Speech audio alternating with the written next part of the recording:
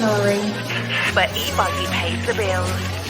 Welcome to the No Name RC podcast. Get ready for some serious bench racing.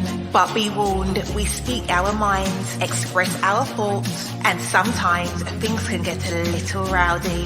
Hate, and he just was influenced by the hate coming from the left, the hate coming from the right. And let's get back to more club racing and less of this racing. It's hard not to be arrogant when you're always right. You know? See what I mean? That's exactly why people call you arrogant, Max. You may not agree with everything we say, but it's definitely worth a listen. And our pick, can you stop whatever you're doing? Join your host, Lefty the Great, with co-hosts and guests as they get together to chat RC. Hey, after that race that I watched this morning, I have to talk about it.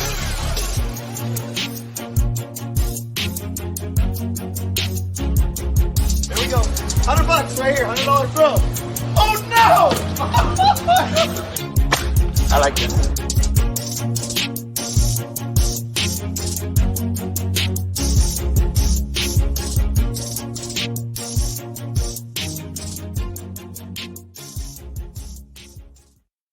Yes, indeed. Yes, indeed. Nitro is the glory, but e-buggy pays the bills. But on this podcast, 10th skill builds the skills. This is episode number 260, and I'm your host, Keenan White, a.k.a. Lefty the Great. And this podcast is all about the 2023 Masters Art with my buddy, Lucas Lauren. Before I do get on to talk about that a little bit more, I'd like to say thank you to everybody out there who has supported the podcast this last year.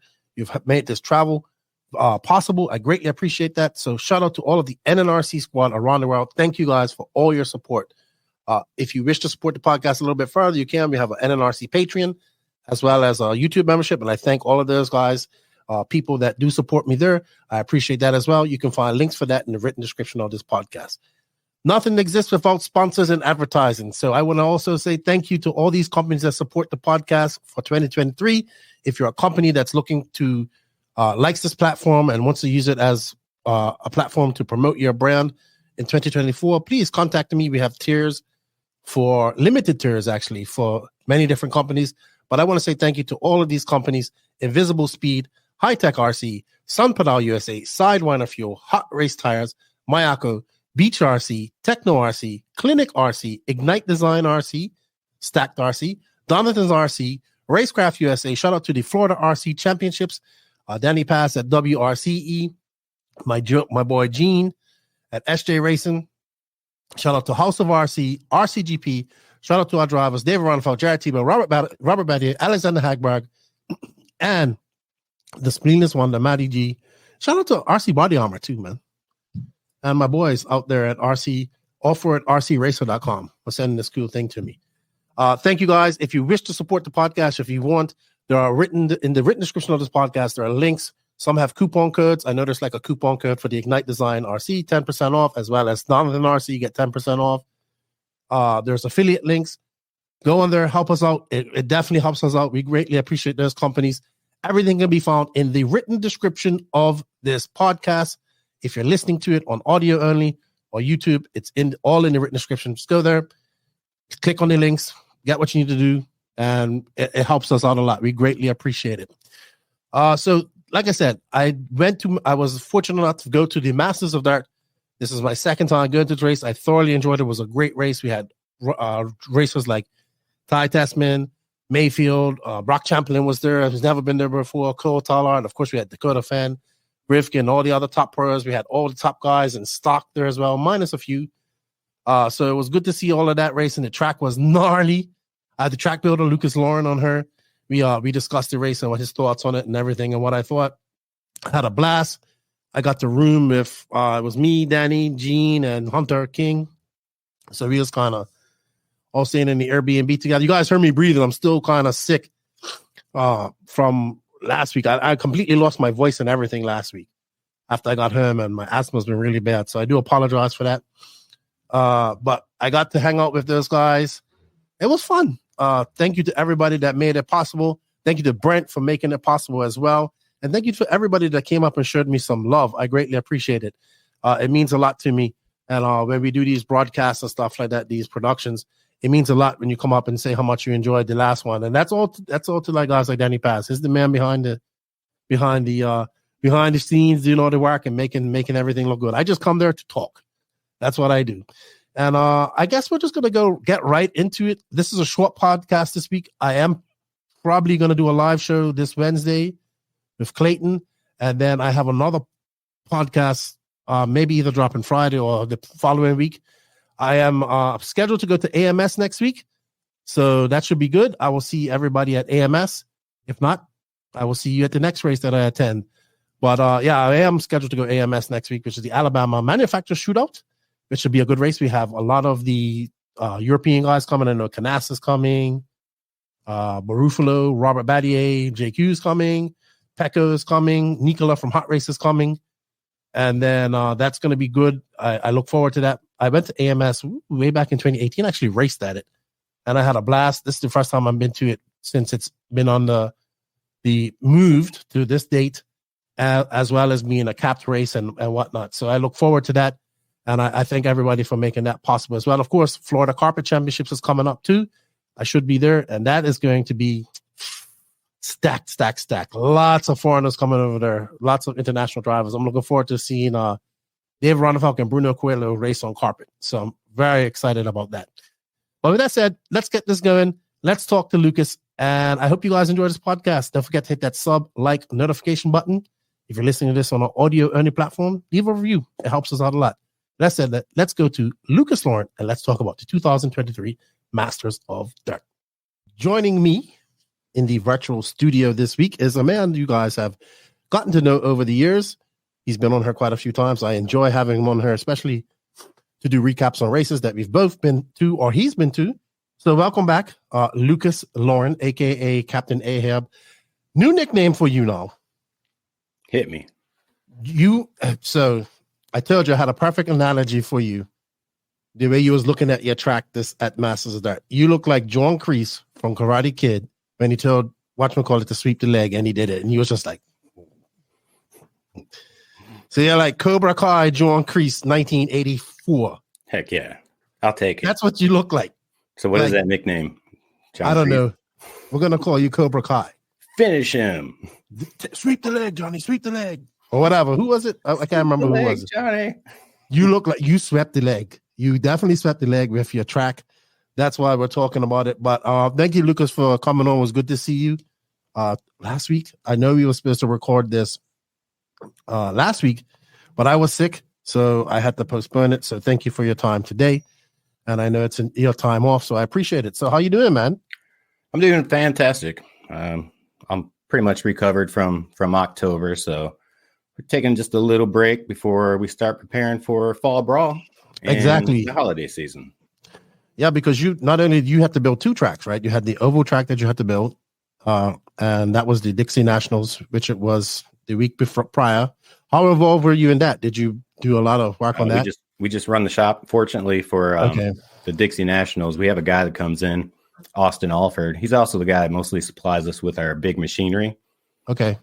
So he comes in and rips down our old off-road track, moves all the dirt himself, and builds a dirt oval. Basically, we don't touch a thing on that track. So it's pretty cool. He's a one-man wrecking crew, and he's probably one of the better dirt oval track builders, I'd say, in the country.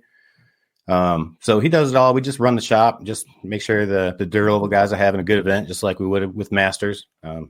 So yeah, he makes it easy on us. Once that's done, we got to move all the dirt. He moved and build the Masters track. So he moved every inch of dirt to build his dirt oval track this year. The whole entire oval was banked. The straightaways, the curves, everything was banked. So he used every bit of dirt. So we had to move all that. And we had a lot of dirt we moved.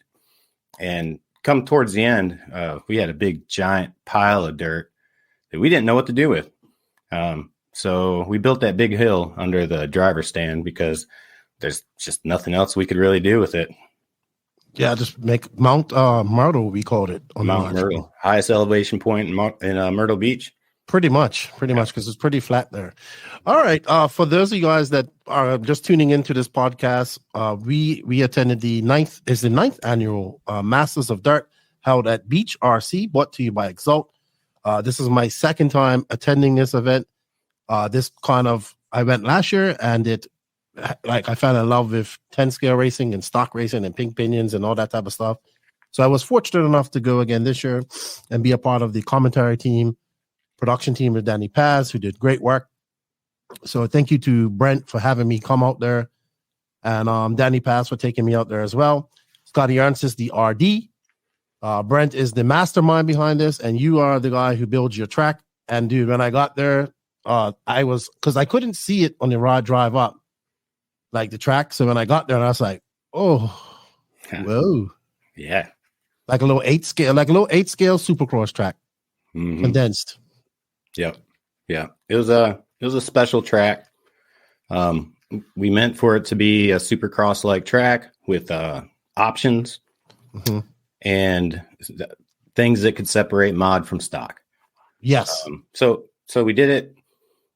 Maybe we didn't know it was going to be as technical as it was, but I pretty much figured it was technical. But I made sure when we were building that thing that I busted out my 10th scale 4-wheel drive, slick tires, about 2 years old, half charged battery pack. And before we moved on to any next section, I would test everything. And my car with no traction would make it. So we moved on to the next section, and everything was makeable. It was not an easy track, but to me, it was fun. It was fulfilling when you hit the thing perfectly, and I liked how it turned out personally. Yeah, when I first saw it, the first thing that came to my mind is so for those of you that are listening to this on audio, we're actually playing a video of the A final from Mod 8 4-wheel drive A final of the track. So if you want to go check this out, you probably go watch this on YouTube or go check out the Masters of Dirt coverage that we done. So as soon as I saw this track, I was like, oh, I know people are going to be not happy about this because we haven't seen this. I mean, just the step up alone was like epic, right? Step up, double, triple almost thing. Look at that guy. That was excellent. Excellent avoidance. We haven't seen these big type of jumps in 10 scale for some time indoors anyway. Not that we race much outdoor 10 scale anymore. So I knew this was going to throw a lot of drivers for a loop. And I knew exactly with that 5-pack that the stock class was going to be separated. We always talk about that, right? Having something that separates stock class from mod. So you was able to do that on this track. And this track, I know as soon as people saw it, they were freaking out. Did you have any doubts when people came in and they were kind of like, oh, not at all. I mean, from when you walked in, the track looked beautiful. So whether it looked like it was going to be extreme or not, didn't really matter. It looked beautiful before the cars touched it. And then when the cars got on, I thought I was pretty much happy with it. I was taking registration for the first few hours. I didn't really start hearing any negative comments until about midway through Thursday. And then Brent approached me and started letting me know that, hey, some people are complaining and what can we do to, make this track better or easier or something? Is there anything we can do? And I was like, there's nothing we can do. The track's done. If you go to feel the clay, it's as hard as concrete. Without bringing in machinery and tilling a section, there's nothing we could do. I could go tamp on anything till I was bleeding in the hands. It wouldn't have made a bit of difference. The track was what it was. And I essentially told Brent, I was like, there's nothing we can do. The only thing we can do to make it easier is flatten it. And I was like, if you want to do that, call Austin and have him bring a tiller. Flatten this thing out and give him a straightaway. But it wasn't happening, right? No, we weren't tearing down anything. So, Brent, he really wants to make everybody happy, especially at like Masters of Dirt. This is his baby. He grew this from nothing. And now it's one of the biggest 10 scale races in the country. So he is not real thrilled when, people aren't happy. So, as we're talking about it, I'm like, I was like, people just need to spend more time on this track, figure it out, approach it the right way. Like if you don't have something, don't send it. If you have to roll something, roll it. just you got to approach it like you would any other track, whether a track's easy or it's hard, it's all in the approach and, the commitment. You got to know what you're going to do before you do it. I'm going for a double, triple. I'm going for a single, double, double, whatever it is, it's all in the approach and how you commit to it. I wasn't telling people, Brent, that I was like, hey, they need to drive better. I was more saying, hey, they just need to figure it out and approach it the right way.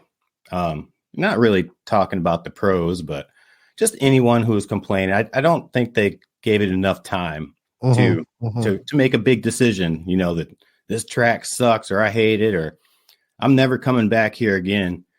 Give it some time, So essentially, I was going to race this week or that weekend. But as soon as the weekend rolled around, I'm like, I'm not racing. I'm not doing anything. I'm tired. I'm just going to hang out and try to manage the situation. Well, came down to, I'm like, look, Brent, I'll take my car out there right now and I'll go run laps and I'm going to make everything. And I'm going to show you that it's not the track. It's just people need to figure it out. And I haven't raced in over a year and a half. At best, I'm a sportsman level driver. No one ever said that, hey, that Lucas, he's got a lot of driving skills, right? I don't. So I go get my half-charged battery car, and I go out there. I start hitting everything. I'm hitting the double, triple rhythm section. I'm stepping up, doubling down in the big step-up area. I go around it. Sure, I made a couple mistakes, but essentially, I went and hit every section pretty easily. So I was like, look, there you go, man. It's not the track. People need to get used to it, figure out what lines need to take, and, do what's necessary to get around it with as few mistakes as possible. The one thing is, everybody was making mistakes. This is not a track that you were going to master. You can try to master it, but even the best, the master of dirt this year, Dakota Fend, he had several mistakes on every time he drove. Now, were they big or small? It didn't matter. Nobody was perfect out there. No, not at all. I heard some rumblings too, and I remember, obviously, Brent wants this to be, this is baby. This is the biggest one we've had, right? Had all the top pros. We had Ryan Mayfield and all these guys. I was shocked. So I know it was extra pressure on him, and I said, he came up to me and said, "Well, what do you think that?" I said, "Hey." I said, last time I checked that these guys are here to race RC cars, and this is off-road, and it has jumps. I said, people have forgotten that cars jump, and these cars are meant to jump because we're so used to having these, tracks have gotten, these 10-scale tracks have gotten very tame here. No, this was a little bit extreme. But from what I saw was multiple lines through all these sections. There's 3 difficult sections. You had the 5-pack. You could single. Some guys like in short course with single, double. You had the double, triple option. You had I think you had I've even saw some guys do double, like various different lines you can make. But if you try to send it every time, you're not going to, and send it in traffic, you're going to make mistakes. And then going up over the tabletop, the step up, it was like you can jump up just how it's supposed to be, like jump up, just pop up over it and double down. Some guys were tripling, single. Some guys tried to send it, you know what I mean, and do the whole 4. And then coming across with the tabletop and to come over the mountain, I saw Bornhorst. He was like double, like sending that big time. I didn't see that too much in the racing, but there were multiple lines. And okay, there was no straightaway. There was a hill that was up and down. That was fairly simple. It wasn't. Also, it was rough too. You can't really tell, but it was bumpy, like coming on that hill. And I'm like, hold on, these guys are here to race. I look back at like the 2007 Worlds. This is 2007. I want to, whatever Worlds, 2013 Worlds at Chico, the Worlds they had in Finland. These guys had triple jumps and stuff like that, where these 10-scale cars were jumping like way, like the size of that damn quad, that 5-pack. They were jumping that whole thing. Mm-hmm. So I think, just as these 10-scale races have gotten smaller and indoor and the jumps have become smaller, and these stock cars have become so fast and they're so used to almost running the same times as these mod guys on these tracks, you successfully made a track where it kind of separated the men from the boys, or or the women from the girls, if you want to say it that way. Yeah. And it definitely separated the stock and the mod guys. And I heard a lot of guys talking about consistency. Well, Mike, this is hard to track to be. Okay, you can't be consistent, but nobody's being consistent. Like, you gotta go out there and fight and win. Like, you know what I mean? Like, who cares if your consistency is not as good as you want it to be? Yeah. Yeah. Like when the pros have 92% consistency and place in the top 2 or 3, not common, it's just, pros got 98, 99% consistency. They figure a track out within a couple tanks of fuel or a couple battery packs. They got it dialed. It's just like, how perfect can they make it, right? So this track, you could have it pretty close to dialed, man, but at some point in time, you're gonna get bit. Something's gonna bite you. You're gonna take something just a little bit wrong. You might even just get caught in traffic, or a marshal, or there's so many variables out there. It was different for the Joes and the pros because these people just aren't used to a track challenging them as much as this particular one did. They just even a regular Joe that came here and is maybe his first big tent scale race, it's probably mind-boggling, especially like some of maybe a 21.5 guys first time out here or whatever. It's just like, it's mind-blowing. For the pros, it's very challenging for them. I don't like the wreck usually, but when I do and I'm doing good, it hurts. I'm like, dang it, man, I could have done so much better, but I went and lost 8 seconds on my run because I wrecked here, I wrecked there. Well, when pros wreck, especially after they feel like they have a track dialed, it probably hurts them like 5 times as much as it hurts me because how competitive they are. And, they're professionals. They take this thing in a whole different way than a regular Joe like myself. So I can understand their pain when they're, wrecking after, being on a track 5-6 times, or I see where they're coming from. At the same time, they are professionals. It's an off-road track. The reason we even race these cars really on tracks with jumps is because they're inspired by motocross or supercross. Real cars that, like buggies, if these cars are supposed to be based off some sort of a buggy or something, buggies really don't race on tracks with a bunch of supercross jumps. So obviously it's inspired by more motocross, dirt bikes, stuff like that. Supercross tracks, typically it's off-road, it's jumps, you got doubles, triples, tabletops, everything a motocross or a supercross track would have. So that being said, there's nothing wrong with having just a really gnarly supercross track. If you watch supercross at all, at the first beginning of the year, there's a couple of kind of tame tracks. They're not too bad at Anaheim, but as they progress through the year, the tracks get more and more difficult. Sometimes during the year, one track will just be kicking everyone's butt, and the pros, obviously they're all pros that are racing supercross, but they're like, man, that track was rough today, and just whatever. The ruts were bad or it kept falling apart. Sometimes they have easy tracks, but it's just the whole point of off-road is nothing's perfect. Things will change. Dirt is different. And if we wanted a perfect track with, no jumps, we'd run on-road. Yeah, I agree with you. I think by the second day, people kind of just fell into a groove. Yeah. I remember Brent, even he wasn't too worried about it as well. And I think the complaints stopped. I mean, I called it the 12th man. They call it, that the 12th player on the field. I think in soccer, they call it that. And that's usually the crowd or whatever. Right. Well, the track was the 12th man. And I think it made for exciting viewership to watch. I thought that it made for exciting racing. Like I saw some passes and stuff and just stuff in qualifying. I was just like, whoa, that was so good. Like, he could have really squidded it up, but he was smart and he did this and he did that. Mason Templeman was one of them. I want to talk about him in stock. And I was just like, good. I'm tired of seeing these small tame tracks where guys like, oh, look, he jumped like 2 feet off the air. He got so much, it's so big. I'm like, no.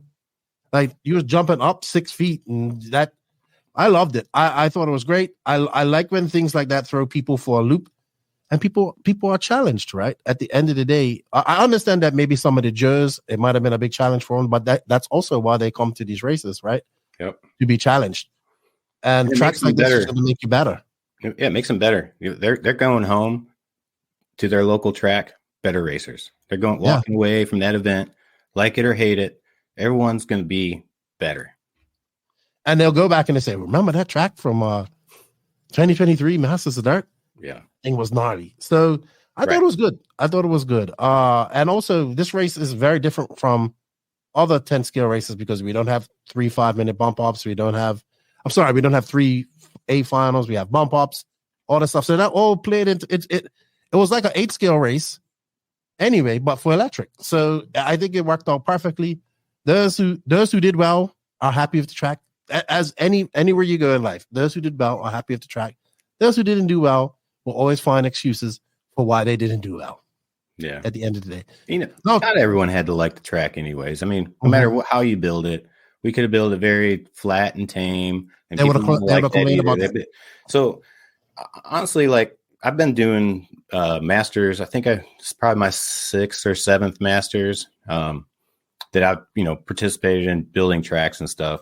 So we always every year I'm taking feedback from people, that's where I got. I wish you guys would have something with separate mod and stock. All right, let's see if we can try to do that this year. And then, people want like to where a couple tracks ago, it was a really beautiful track, but it was very one line. The racing just wasn't great. We tried to like spice things up, and just once you got in the lead, you pretty much had to screw up to lose it. Because it just, as good as it looked, it was a one-line track.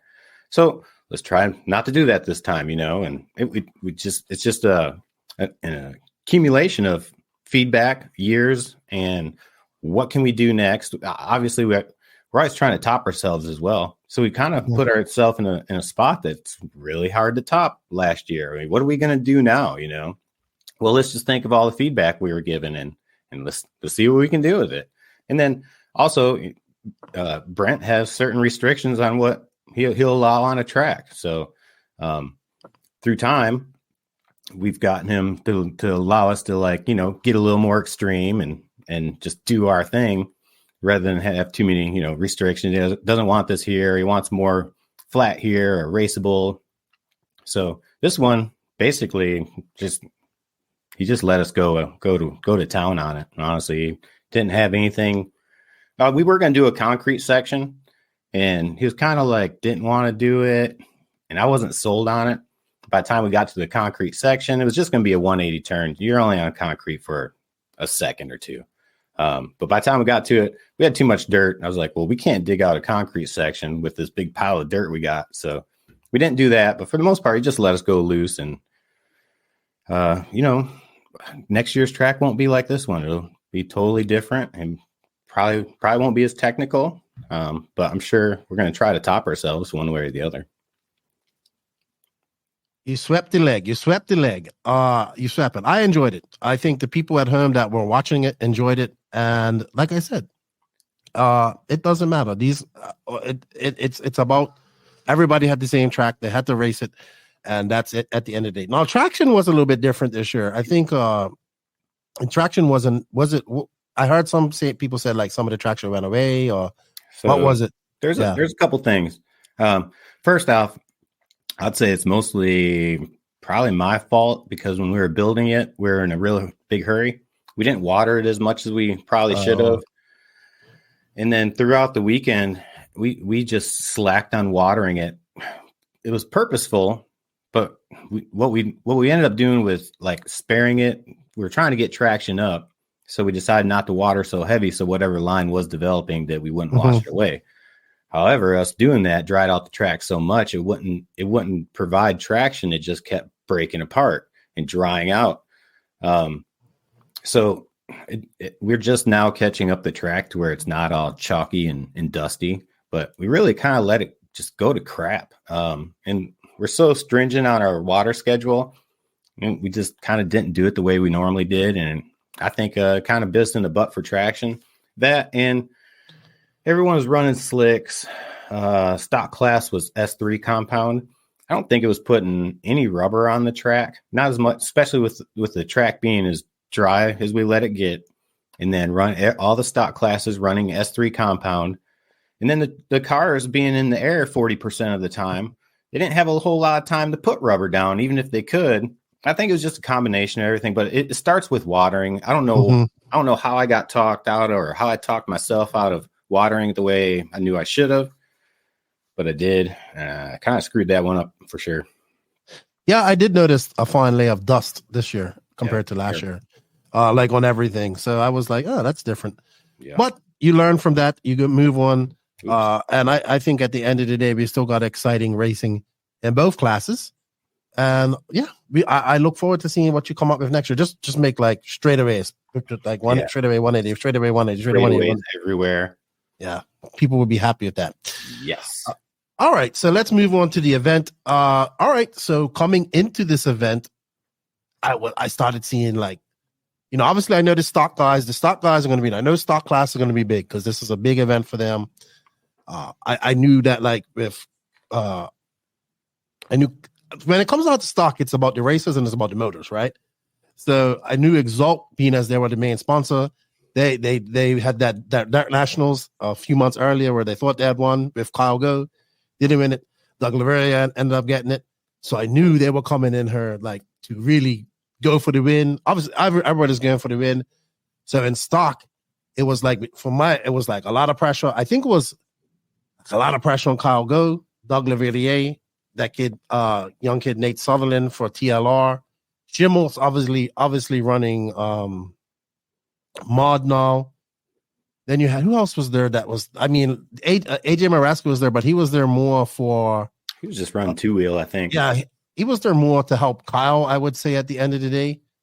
And then, we had, other up-and-comers like the young Talon Henley and the kid Nerlin Manchester and all these other different type of guys that were coming up. Kenny Setzer was there as well. Obviously his older brother running in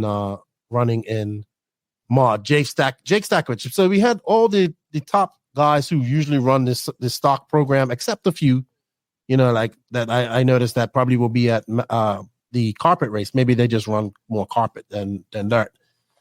But I think like everybody was looking at Kyle Go, Laverdier, Sutherland, and I think one of the guys that really surprised me in this whole event was Hunter King.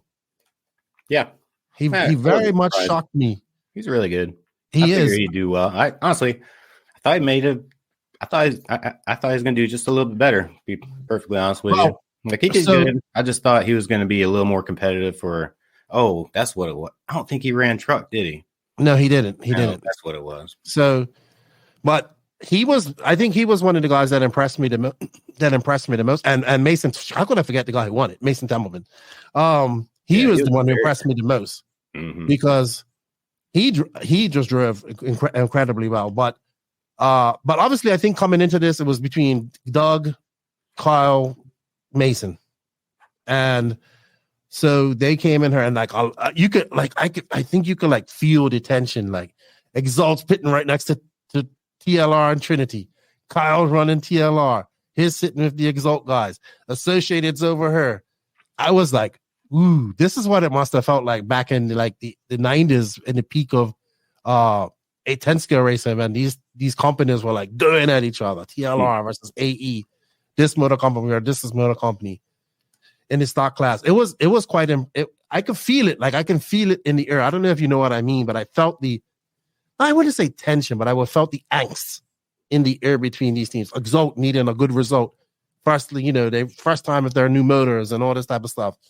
So it was a lot riding on stock this year. What was Mason running? Was he Exalt? He wasn't Exalt. No, I think he runs. I believe he runs R1. Oh, really? Mm-hmm. So, and then of course we had the Doug and Kyle Go from the Nationals, the Dirt Nationals, where they thought Kyle had won, but Doug had won. So that was coming into this. So it was a lot of tension there going in. Not tension, angst. I want to say angst. And I felt like Exalt really wanted to win this. Like they really wanted to win this. I don't think they needed to win this. No. but they wanted to win this. And I think actually, with them not winning it, Mason Templeman winning it was probably the best result they could have got. Yeah, just because of what he's running, Yeah, if it would have been like Doug who won this, they would have been like, or if it would have been or Nate Sutherland or somebody from TLR, and I don't know what Nate runs, but or if somebody from Trinity would have won this, like, right. Oh my gosh, it would have been like, I don't know, it would have been super high tense. But a lot of pressure on Kyle Go coming in there. He was one of the favorites. He is one of the he has won this before, and he did pretty good in. Let me see. Let me bring up in qualifying. So he did TQ. 2-wheel drive qualify 17.5. He had a 0 in round 1, a 0 in round 2, and then he's kind of, I guess he got a 13 in round 3, and then in 4. And Mason Templeman actually took. Kyle Go came 3rd. Mason Templeman took 4-wheel drive and with a 0, 4, and a 3. Jeff Stakowitz, who kind of silently, Jeff Stakowitz reminds me of Dale Earnhardt, like just jeans, hat. Grind it out. Don't take no shit from nobody. 4, 3, and a 0. Kyle Go. Hunter King. This is where Hunter King impressed me because I saw him race at Wicked Weekend, and he was good in electric, and 10 scale, 8 scale, e-buggy, and e-truggy, and all these guys. We was all staying in an Airbnb together. So, and then like all the guys said, well, he's good in 10 scale. So I was like, all right, we'll see. And yeah, he TQ'd around a 4-wheel drive. He was fast. He's good. He definitely has some pace. I had to give him a speech. I was like, look, dude. He's like, oh, I want to go get some practice. I was like, look, this is like, I think they had practice Saturday before, whatever they were calling. I was like, look, dude, that little 2 minutes of practice ain't going to change anything. I said, what you got to do is focus up here. See, I said, this is what you're going to do. You're going to go there. You're going to not get 2 minutes or enough practice what you're going to say. And then you're going to go say, why didn't you get enough practice? Then you're going to screw yourself in your head. I said, forget about practice. Let's go get breakfast. Let's take our time. Let's get there. Calm down. Go wrench in your cars and get ready. What does he do? He goes out there, TQ's 4-wheel drive. See? Listen to Lefty. Boom. That's what I told him. See? But yes, very hot stock action here. And it was awesome, man. I think out of all these guys that impressed me the most was Mason. I watched him last year.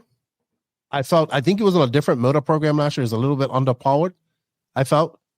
But he was very good, right? But I watched him this year, and how he drove was what won him this race. Like I'll tell you one thing: in 4-wheel drive, they were going through that 5-pack. He was like in lap traffic. He was, and it was like a gaggle of cars in there. And he was just like, he just switched it up. He just kind of, I think he went single, double, stopped on the tabletop, let everybody, and just singled out of there. Like, and I was like, that's smart racing. He could have tried to go for the double, tried to do this, and he could have wrecked. And that would have cost him much more time. While everybody else was wrecking, he just went and went by.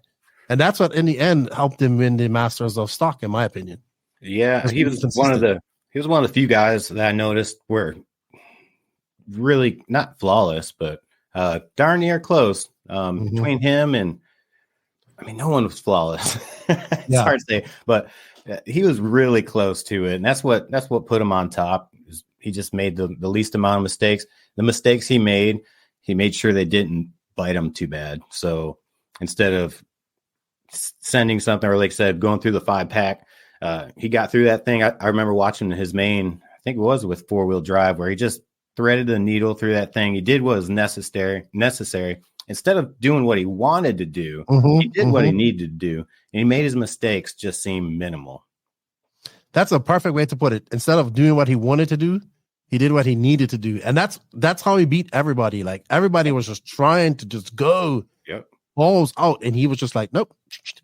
And that I gave him a lot of credit for that, and he was super pumped about that. And so for people who don't know how the Masters works, is basically you take your 3 out of 4. You can run 4 classes, but you take your 3 best classes, and they're all weighted. So 2-wheel drive is the highest.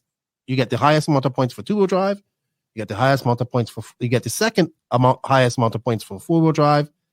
And then it's truck and then short course. But if you ran all 4, somehow if you could pick whichever, if you did good, you pick whichever one work, your best 3. I'm trying to make it more difficult than ever. Brent explained it to me, but I can't explain it right now. And Lucas is clicking away. He's looking for something. What happened, Lucas? Nothing. Can you still hear me? Oh, yeah, I can hear you, buddy. All right. I noticed that the sound was coming out of my computer. Oh, And I wanted to come out of my headphones. That was the whole issue I was having. That's perfect. okay. All right. Everything sounds good on my end? Everything's fine on my side, buddy. Perfect. So Mason, he actually won 4-wheel drive buggy. He won truck. So in truck was Mason, Doug, Kyle Go, Nate Sutherland, Jeff Stackowitz. Oh, wow. I didn't even realize Patrick Russell to finish 6th and Trent finished 7th. Well done to those guys. And then in 4-wheel drive 13.5, it was Doug who won that. Mason, it actually came down pretty close, I think. Kenny Setzer, Nate Sutherland, Toddy Anderson, was good to see those guys. Andrew Daniel, roommate of Kyle Go, was actually really good as well. Ooh, Kyle Go finished. Oh, he broke, right? Yeah. He only, I think Kyle Go, he didn't finish. He ended at 8 minutes and 38 seconds. I forget I can't remember if he broke or whatnot in his 4-wheel drive main. 4-wheel? Yeah. Unfortunate for Kyle Go. He was one of the favorites coming into this. So very unfortunate for him. But only one can win, you know. So yep. And then That's of course for. And Mason, who won 2-wheel drive. Nate Sutherland was another one who had a very quiet, like he wasn't blazing fast out of the gates. And I think he had to bump up in 1 or 2 mains. Or I can't remember which one he had to bump up to, but in the end, he had very good finishes because he finished 2nd in 2-wheel drive, and that's a good finish. He started 5th. Let me see if I can find which one he started. Go ahead, Lucas. Was probably his best master so far. I think he's only been racing for 3 or 4 years. So every time he comes to master, I remember the first time he was there, he was just seemed like he was just getting his feet wet. And every year he's gotten faster and faster. Now he's up, competing with the guys in the A main. Oh yeah, he actually bumped from I don't know how far, but he had to bump into the A main. He started 9th in 4-wheel drive. I finished 4th. Yeah, so that's good. Yeah, that's very good. So Doug didn't win it. Doug ended up. Mason ended up winning it. I think. Who won it last year? Was it Doug? What overall? Yeah.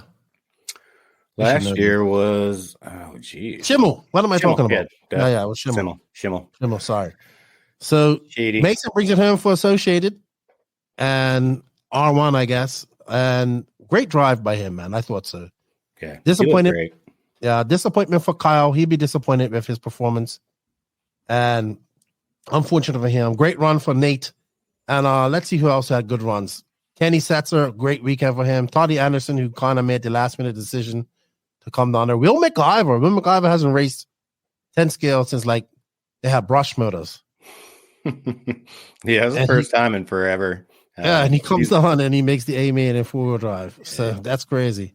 Well, just goes to show you that 10 scale and 8 scale definitely go hand in hand. If you're a good 8 scale driver, you can probably drive 10 scale. Yeah. And if you want to be a better 8 scale driver, I would recommend driving 10 scale to keep your skills sharp. Yeah, I would agree there. All right. So congratulations to Mason Templeman. Great win for him. I for some reason, I asked him in the interview, I said, dude, does racing on hot rod help you out? He also did a lot of 8 scale racing this year too. So I have a feeling maybe that helped him out a little bit with the jumps and all that type of stuff. In my opinion, because it was very 10 scale esque. I mean 8 scale esque, the track, right?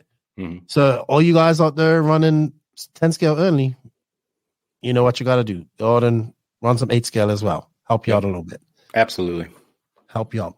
All right. Now let's go on to the big enchilada, which is mod, which was absolutely stacked. Like the biggest field we've seen. Stacked field we've seen at a Masters, I would say. Yep. So we had, I was shocked when I saw Ty Tessman. I saw him with the post going to the race. I was like, oh, nobody told me he was coming. I messaged Brent right away and I was like, Brent, why didn't you tell me that he was coming? He's like, yeah, nobody, it was kind of like he said he was coming. But he finally did come. So I thought that was pretty cool. Ryan Mayfield was there. Yep. Brock, he came last minute, I'm pretty sure.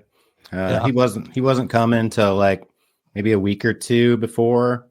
maybe even a week, and Really? it ended up coming. Yeah, we knew everyone was coming, but we didn't really like announce, confirmed or anything, because we knew everyone was going to be there. But yeah, it was great to see that, all the top pros in the country race at our track. It's really cool. It's a big accomplishment, in my opinion. I remember when I met Brent when he opened his shop. Mm-hmm. So I was picking his brain. I didn't even have an RC car yet, but I wanted to get into it. And, he said he just wanted to grow this thing organically. And, if pros want to come, cool. If not, no big deal. He's just going to do his thing. And each year, we get like first year he had Hartson, which is a defending world champion. 2013 four-wheel drive world champion. Yeah. And after that, maybe he had like one more pro driver, and then Dustin Evans started coming, and just kind of went every year. You get a couple more guys, and now it just seems like it's kind of one of those tent scale races you wanna go to. I think for the pros, whether there's contingency on the line or not. I think if pros are racing tent scale, this is definitely one of the races they want to attend. I think. Yeah, and a treat for people that did attend as well. And or watched online, because it was something that I forgot CFT was there. I Cole Tollard was there, so that was crazy. Like every top pro in 10 scale racing was there. Every top pro that was at besides Cavallari. Yep. Who was at an 8 scale race. That was weird. I was shocked that he wasn't there. He was there last year. He might not have the budget. That's true too. It might not be on the schedule for his contracts or whatever. And it's hard to ask pros to foot the bill to come race. They're professionals. I don't think pros should. Or no, I think pros should do whatever the heck they want, but they shouldn't be obligated to do any race that they don't have some sort of contingency or reason to be there, because this is what they do for a living. Most of us do this as a hobby. Mm-hmm. But when it comes to professionals, man, they need a reason to be there, or at least they want to be there, Mm-hmm. I agree, but I would think that this race should be on the contingency list at least now. Yeah, you'd think. If the amount of pros that were there. Schimel had a decent show in as well. Bornhorst, I didn't realize Bornhorst made the podium too. That'd be good for him. He'd be happy with that. Yeah, I thought Bornhorst did real good all weekend. I wouldn't consider him, a big tent scaler, but since he's been on S-Works, he seems to be putting in definitely more tent scale time. And let's see, he was here last Masters, and he was kind of like, I think, kind of C mainish. And then this year, he was twice as fast as I remember him being last year in 10 scale. Yep. And then we got to see like guys like Brock Champlin come over and race. Chase Lemieux, who probably didn't have the best Masters, but definitely a fast up and coming X-ray driver. And then of course Dakota Fenn, he wins it. You know what? We almost forgot. We forgot about this man right here, Spencer Rifkin, who had the bump from almost the last main in 4-wheel drive. So anyway, D main, I think, right? Yeah. So Spencer in his first 2 qualifiers went out and broke both qualifiers. Yep. So he had one good. I think he had one good qualifier, which was the third one. So he had to start in the D main. That dude bumped all the way to the A main and won that stuff. Yeah, it was pretty amazing. I've never seen a D main have the whole entire track covered with people watching. It's like the most important D main I've ever seen. I know, it was crazy, dude. It was packed on the sides. I was like, oh, Spencer, because I didn't realize, like, why is everybody? Oh, then I looked at who was running. I was like, oh, Spencer's in this. That's what I said. Packed. I'm like, why is there so many people watching these lower mains? I look up and there's Spencer. I'm like, oh, all right. So dude, watching him bump just basically all the way to the. I mean, it seemed like he just had no issue whatsoever with the D main, C main. B main looked like he was pretty much in the lead fairly quickly. And it didn't take him but a couple laps to be like up front in the A main. Yeah, he was good. Let's see. Let's look at his A main. He was. I think he went from like On the fourth within on like the a lap or two. He went on the third lap. He was fourth. Yeah. By lap 7, he was first. Yeah. Yeah. And all, he had, let's see. So 6 times 3, what is that? 12, 18. He had an extra almost 20 minutes of race time that day for 4-wheel drive. So, I mean, he had that thing dialed. He knew exactly what to expect. Maybe that made a difference for that A-main race, that all the track time he had earlier just kind of put him a little bit above everybody else. Yeah, I would say so. We see that at Nitro race. This is why I like bump ups, right? This is why I like this format. Yes, I like the 3A finals as well, but I like that the fact that your race isn't over because you're in the B main. Right. That's one of the things I don't like about electric racing. I'm not a fan of double and triple A mains, so if I never had to see one of those again, I'd be fine with that. I wonder if more tracks or more races will adapt this type of format. I mean, these cars obviously can go 10 minutes. It's not a problem. Mm-hmm. We had 10 minutes of great racing. I think it's good. I think that we can have bump ups so people can, it was 8 and 2. So 8 went through 2 bumped ups. So it was a traditional 10. As the Gunny would say, it was a traditional 10. It was a 100% A main. It wasn't 120 or 150% A main. So I don't know, man. I thought I think it just and it makes those mains worth way more, right? Than, you just won the B main. Hip hip hooray. You got a bump. Right. You got to go race in the big show. So I love that. I do. Yep. I really do. I'll take a 10-minute main over a double A main for sure. I think it's not really at every 10th scale race, but just like the track being gnarly and, a little extreme, running a 10-minute race sometimes is cool, but maybe not all the time, the traditional way, double A mains, triple A mains, that's fine. It's very traditional. So there's nothing wrong with it, but every now and then it's cool to have different kind of formats. And I like the 10-minute main because if you look at these guys, when they finish, it's like 30, 32 laps, 31 laps. And if you compare that to being scaled down 10th scale, that's like almost a 45-minute main, if you scaled it up or whatever, it's really long, it's grueling, it's a marathon, and to be perfect or darn near perfect and actually win above everybody else, you really, really earned it. Yeah, absolutely. Absolutely. I'm not saying and also we could say that about the track. Not every track has to be this gnarly. Absolutely. Yep. But it's nice to throw a spanner in the gears every once in a while. Yeah. Just sometimes. Yeah, just sometimes. I'm not saying every track has to be like this and everything has to be 10 minutes, but we got to figure out some way. I would love to see a way where we figure out how people bump up, because I love that format in Nitro, and I think we need to revisit it for 10 scale. Yeah, it makes for good racing. It makes a C main and a B main more important when your top 2 or 3 can, fight for that spot to go to the show, just adds a little more relevancy to lower mains. I agree.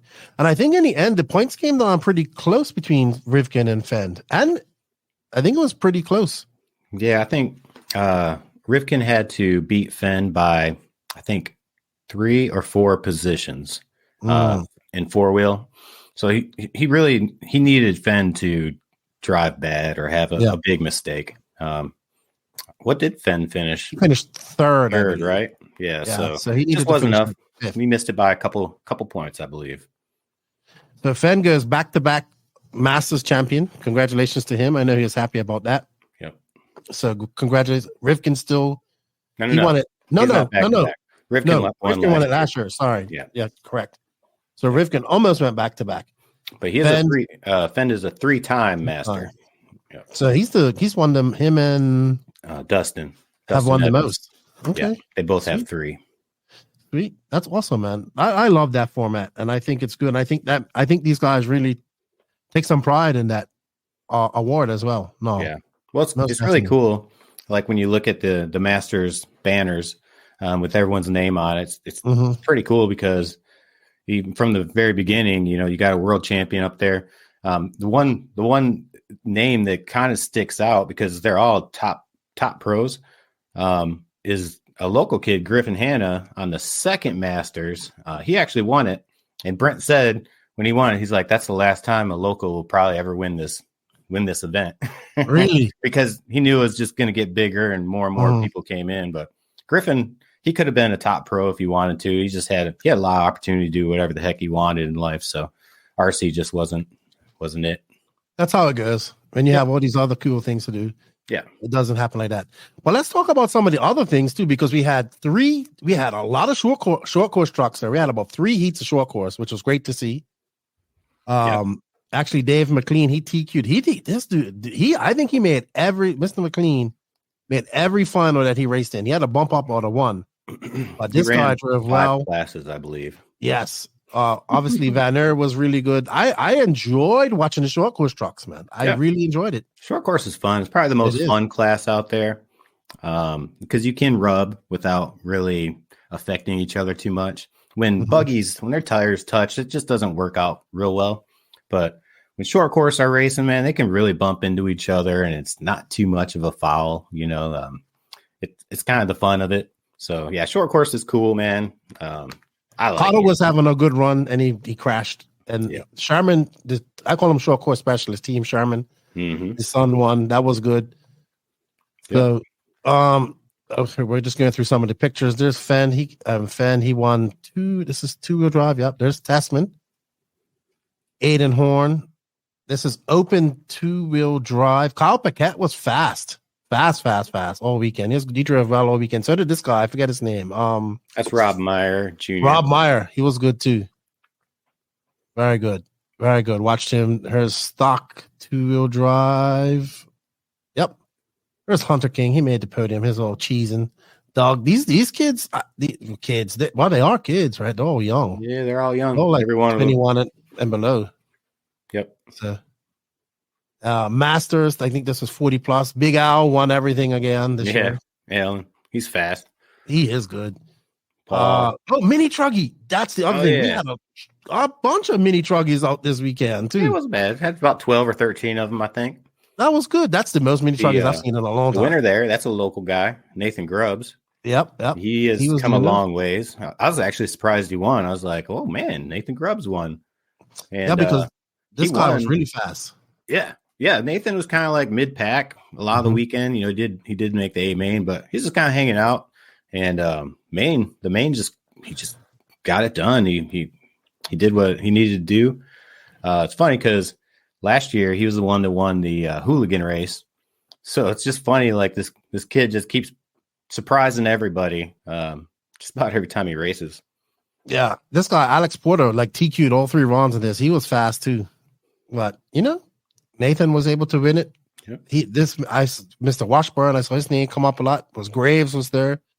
That's good to see, man. Good to see the mini truggies still having. I know they didn't make a nationals, but still, this guy is Dakota Fenn's fill-in. We had him. Then he made a mistake of Shelton Galante.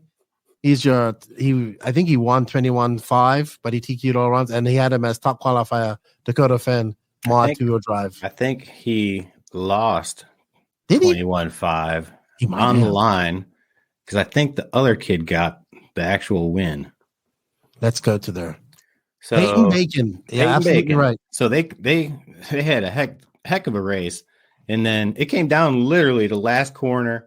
They both crossed the line at exactly the same time, where Shelton, he was kind of riding the pipe, crossing the line, and then yes, yep.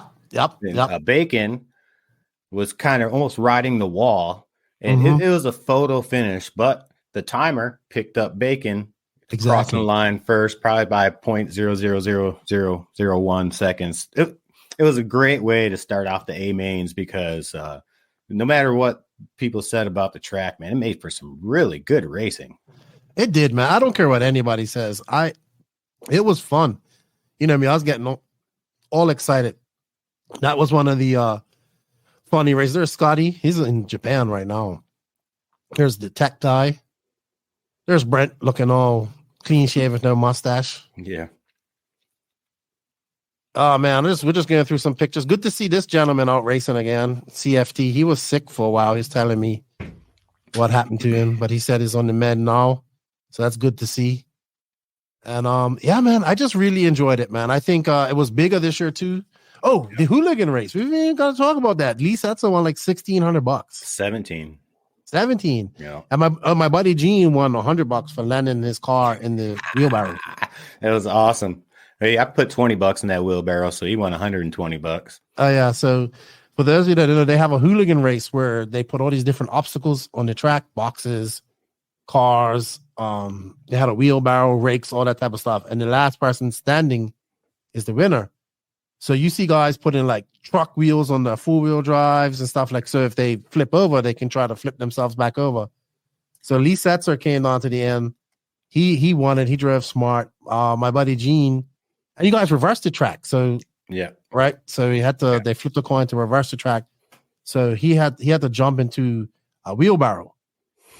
And he did it. He pulled it off, and he paid for his fuel money to get up to the race. He definitely wasn't gonna win, but he was still alive in the race, you know? Yep. And about, I don't know, 30 seconds, minute left. He's like, well, I'm not winning. Might as well go for the wheelbarrow. As soon as he hit that thing, the crowd just blew up. Everyone went crazy.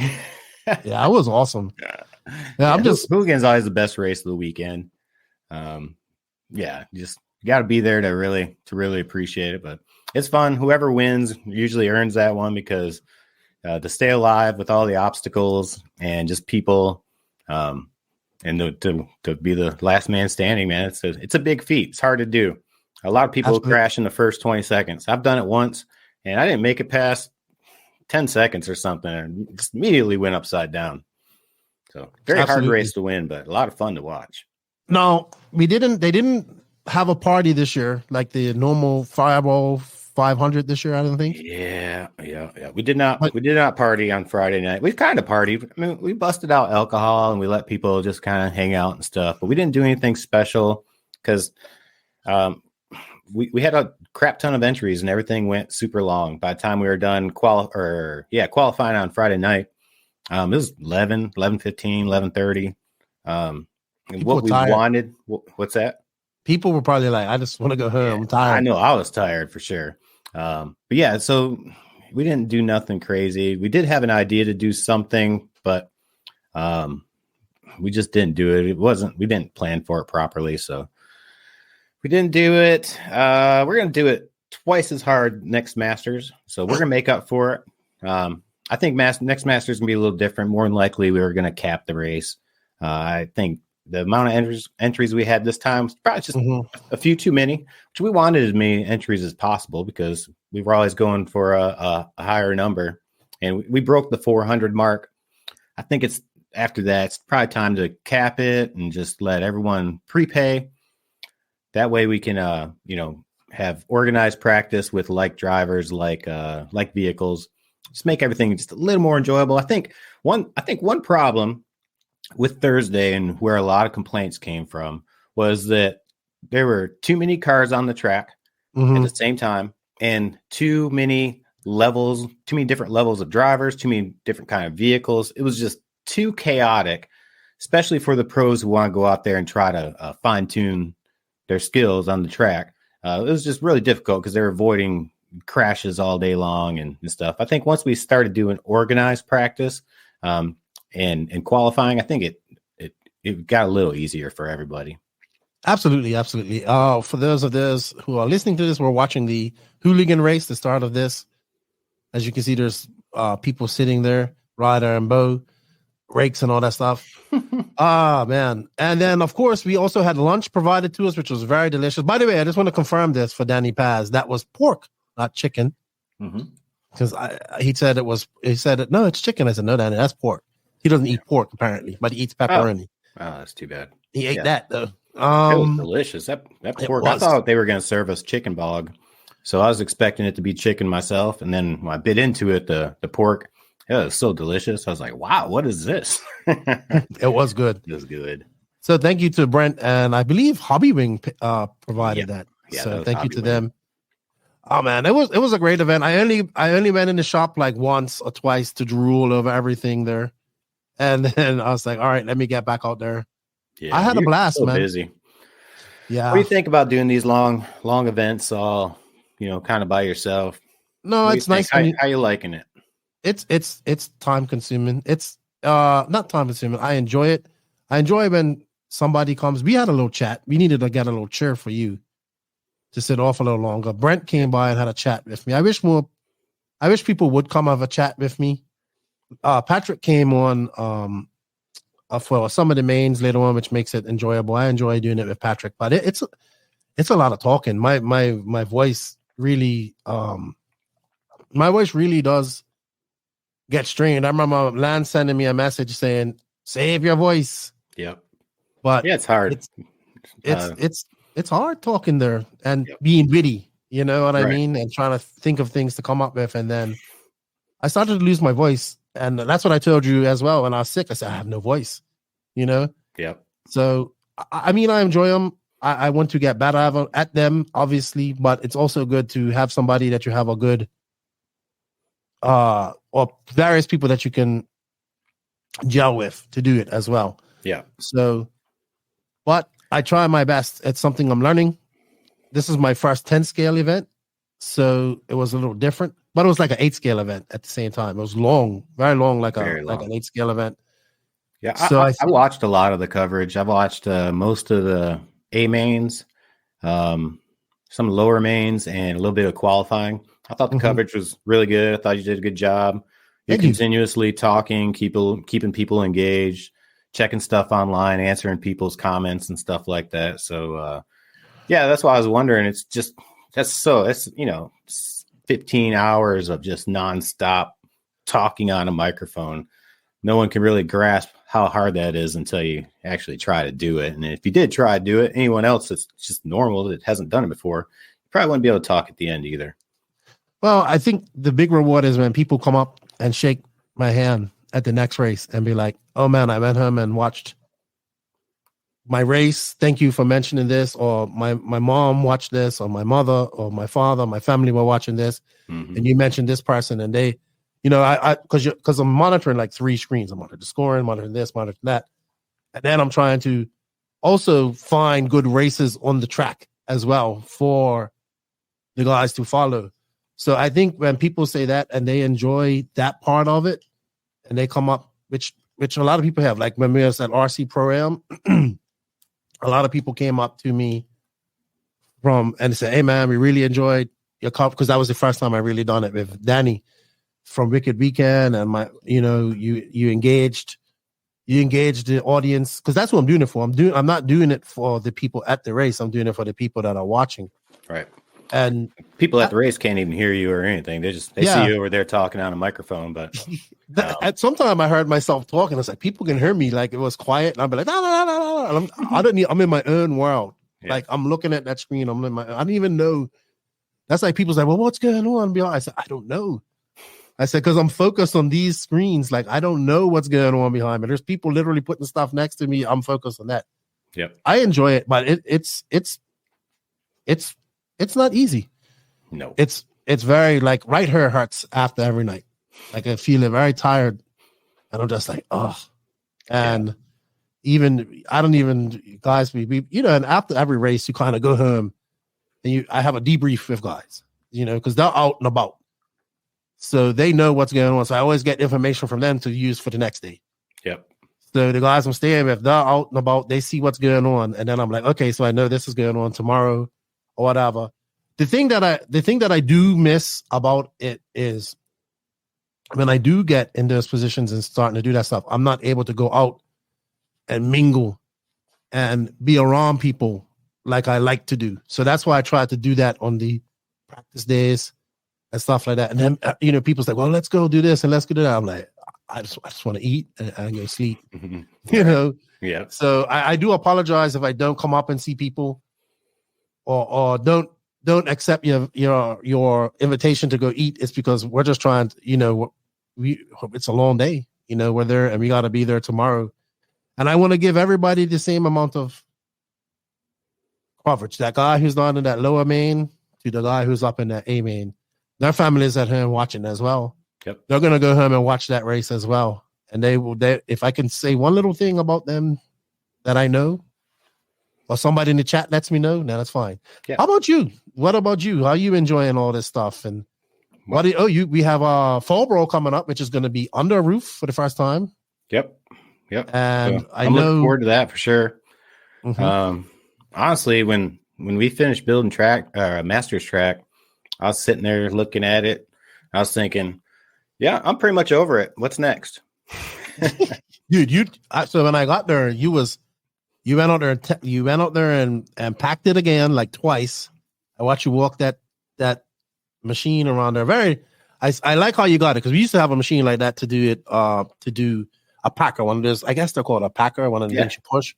Yep. We had a machine. We used to rent machines like that to pack our tracker, and you have like handles in there with cushion to hide and I watched how you do it, and I was like, wow, that thing really does compact this concrete. You did that like twice, and then you went out there with that damn Tampa, put your gloves on. Like, I was like, what is Lucas doing? Dude, you went out there and beat the crap out of it, like just. I was like, Lucas is out there like a man possessed. Yeah, out there just banging away on those things. So I know that, like, I saw that the amount of effort you put in there to make that track what it was, right? So I get it. I understand. And then when I just never forget, you're just sitting there one day, just looking there, and you had your cup on the, I think you had a bear. You're sitting there, and I could see the look in your eyes, just like, yeah, it's doing exactly what I wanted it to do. Sweep the leg. I mean, it's cool because when I first started at Beach, we didn't design tracks at all. We just went out there and freeballed it. We're like, hey, let's put a double here and straightaway here and just finish tracks, And then I started designing them like on paper, and I measure it all out. So like if you go by the paper, it's a perfect map of where everything's supposed to be. Like, within a couple inches or whatever, it lines up the way it's supposed to be. So just building that thing, and when I'm visualizing it and drawing it on paper, I have intention. I want people to step up and preferably double down. But I know that if I build it right, you might be able to mod up and triple and single out or whatever, or the rhythm section. There's absolute intention behind every jump. I wanted it to do basically exactly what it did. So we pretty much followed the map, and it's cool to watch pros approach things that you build. I mean, we do this all the time. I'm in the industry to where I work, and this is my job. So when it comes to designing a track, it's really cool to watch how pros will traverse it, or if you can challenge them or give them what they want or whatever. I don't know if I really gave them what they wanted. But I believe it was a good challenge, and I think the track was fine. And if people, struggled on it, so did everybody else. But I think the track did what it was supposed to do. And it might be kind of vain, but I've always been a big admirer of my own work. If I do something and I think I did well, I usually step back and I look at it, and I'm real proud of myself about it. Whether it's, making a video or building a track or whatever it is. Even at my job, when I didn't work at Beach RC, I've had other jobs. Whatever I was doing for a living, I always took a lot of pride in it. And if I had to go organize a warehouse, by the time I was done, I'd look at that warehouse and be like, yeah, look at that. It's all organized and everyone can find everything. So, the track I thought looked beautiful, and it did what I wanted it to. And I was proud of it. Yeah, absolutely. And now I look forward to seeing what you guys do at Lake Wakama. Yeah. You have a little bit more. I know the first race track wasn't I didn't mind it because I'm watching it, right? But I know you guys wanted to stay a little bit not as rough. Yep. And I know that they're gonna have like just tilling the sand, like tilling the dirt that you brought in and all that type of stuff. So you know how the dirt's gonna react. And I know you guys are gonna be doing a lot more repairs at nighttime. So I told Brent, I said I think Fallbro is gonna be maybe not well attended on a pro side of things. You get your local pros and all that stuff. Yeah. But I think on a regional side, it's going to be well attended because it's going to be the last guaranteed race of the year. Yeah, I think it's going to do real well. Me and Brian Burnett, we got some ideas on the track. We the first time was an experiment. So now we know exactly what we're dealing with. We know the dirt. We're not going to screw ourselves by bringing in any extra dirt this time. So we pretty much have ideas. We pretty much know how to treat the dirt a little better and kind of have an idea for like a layout. I think we're going to try to stick to something super crossy. May not be like super extreme or anything, but we're going to try to keep the supercross vibe to it. And hopefully we're not going to let it blow out so bad. If it does blow out super bad, I already told everybody I am fixing it at night and you'll come to a fresh track in the morning if it gets that bad. If that's what I have to do, that's what I'm going to do. I'm not going to let it blow out like the Pro-Am did. To me, it's just, that was beyond cool. I don't know. It looked cool on TV, but they got some spots that were real bad. Yeah. Like when they couldn't go up that one jump. Yeah. When Cole Ogden is sitting on a piece of dirt, just wobbling back and forth and can't get off it in the middle of a track, that probably needed to be fixed. So we're not going to let it blow out this time, especially if it's going to be super crossy. We're really going to have to keep the track in good shape this time. So we got some good ideas, and I think it's going to work out real good. And like the Fall Brawl has never been a race that attracts top pros. It's never been on anyone's contingency. You might get one or two big names. So it's never really a race about that, but it's just a race where everyone kind of gets together at the end of the year. It's the same time every year. So I think it's gonna be real good this year. Awesome. We're probably gonna see a lot of I think Camden and then guys are coming. Yeah, I hope so. And it's gonna be good. Camden's doing a lot of 10 scale and stuff like that. It's something I forgot to touch on that I wanted to touch on. Like S-Works is really, so now we're starting to see. So I know I wanted to conclude this, but I wanted to talk about this. In America, we're always seeing that TLR AE dominance. You go to any track, that's where they are now. Obviously, Schumacher with Cavallari and Brock, X-Ray with the young kid Chase, and a few they had the kid Mechanic wow. I mean, I don't know how long Testman's going to be there. For the rumors are that he's not going to be there much longer, but I'm sure they'll find somebody to replace Testman there in America. And now S-Works is feverishly out there developing their 10 scale program to adapt to dirt and all that type of stuff. So we're starting to see a lot more brands coming into the 10 scale market in America, which I think is only going to be good. It's going to be good for you guys at BRC as distributors and whatnot. Yeah, we're selling a lot of S-Works stuff. I don't know how many drivers are on S-Works right now, but it seems to be a good business. We're moving a lot of product, a lot of kits. The cool thing with S-Works is they have everything. They got e-truggy, nitro truggy, e-buggy, nitro buggy, all the 10 scale cars, 2-wheel drive, 4-wheel drive, carpet and dirt 10 scale cars. They got on-road cars. They basically cover everything. So it's a lot easier to sell a product when they cover the whole aspect of RC. They even have a ready to run car that's really cool looking. So it's a good product. I think it just needed a good push in America. I think Brent's doing a good job getting, I would agree, on the team, him and Tim Lime. It's a good vehicle. It's just it's a matter of time before people start really putting in top results. Yeah, I was talking to Bornhorst about it, and this is just grinding it out. He says, I'm going to be doing a lot of 10 scale. And Camden is too. So Good to see, man. Good to see. I enjoyed my Masters of Dirt. I enjoyed, thank you to everybody that showed me some love there. I greatly appreciate it. I try to give stickers to everybody I saw. I was just handing out stickers. Take stickers. That's the one little thing I can do is give you guys some stickers. I met some new people. It was great, man. I enjoyed it. It was, not as laid back. It wasn't as laid back. It wasn't as noisy. It was definitely laid back. It wasn't as noisy as 8 scale racing. It was good. But in the end, I was still in my own little world once I got in front of their screens. So if I didn't come up and meet you or you didn't see me at Masters, I do apologize. I was kind of there once I got working or once I got talking. That's it. I kind of go in the zone. But I do appreciate being able to go there. Thank you to Brent for getting me there. I appreciate that. And it was good to see you. Good to see Derek and the guys again. And good to go around. And man, I did a little video of BRC stuff. Man, you guys have got some stuff in there. Jesus. Oh, man. You should see the stuff we have backstocked. I mean, it's just ridiculous. You only see a fraction of the stuff on the floor. Dude, I didn't even look at the race stuff. I look at all the RTR stuff, the boats, the armor stuff. For the sales I don't even floor, worry about the race stuff. RTR, yeah. Our race stuff barely is even exposed. You know, we usually put it up high, or race stuff is takes a back seat when it comes to hobby shops. Hobby shops all about RTR, your casual consumer. That's just what RC. That's your main clients. Yeah, man, awesome.